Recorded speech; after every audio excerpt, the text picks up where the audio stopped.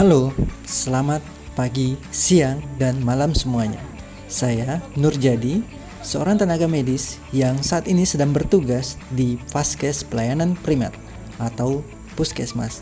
Sehari-hari saya berinteraksi dengan berbagai keluhan kesehatan masyarakat. Namun, belakangan ini ada satu kondisi yang terus mengusik perhatian saya di ruang periksa. Sebuah kondisi yang seringkali datang tanpa suara, namun membawa dampak yang luar biasa, seperti pada perkenalan video di awal tadi, yaitu penyakit hipertensi. Di tempat saya bekerja, saya sering menemui pasien yang datang dengan keluhan pusing atau kelelahan. Ada bahkan yang hanya datang untuk melakukan screening, namun ternyata memiliki tekanan darah yang cenderung tinggi. Namun, tidak jarang pula saya jumpai mereka datang sudah dengan komplikasi yang begitu berat. Data di meja kerja saya menunjukkan bahwa angka kejadian tekanan darah tinggi atau hipertensi terus meningkat secara signifikan. Banyak yang tidak menyadari bahwa tekanan darah mereka di atas normal karena mereka merasa sehat-sehat saja. Inilah alasan mengapa hipertensi dijuluki sebagai penyakit the silent killer. Jika dibiarkan, ia menjadi pintu masuk bagi stroke, penyakit jantung, hingga gagal ginjal yang dapat mengubah hidup seseorang dalam waktu sekejap.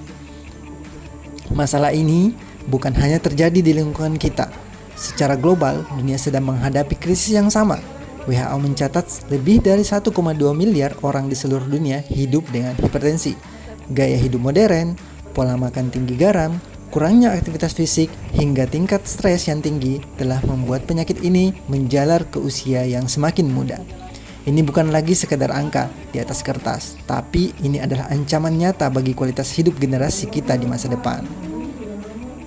Melihat urgensi tersebut, saya tergerak untuk melakukan langkah nyata melalui kegiatan-kegiatan yang akan saya lakukan dengan tema Gemas Hati, Gerakan Masyarakat Sadar Bersama Hipertensi. Kegiatan ini bukan sekedar pemeriksaan kesehatan secara rutin, melainkan sebuah gerakan penyuluhan edukasi yang mengajak kita semua untuk mengenali musuh dalam selimut ini.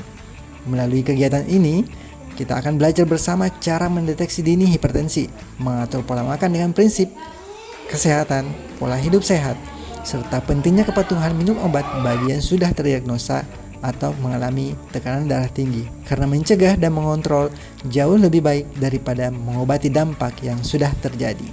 Mari kita mulai peduli dari sekarang. Cek tekanan darah secara rutin, kurangi garam, dan perbanyak gerak. Saya Dr. Nurjadi. Mari kita melangkah bersama menuju masa depan yang lebih sehat dan bebas dari ancaman hipertensi. Sampai jumpa di kegiatan selanjutnya.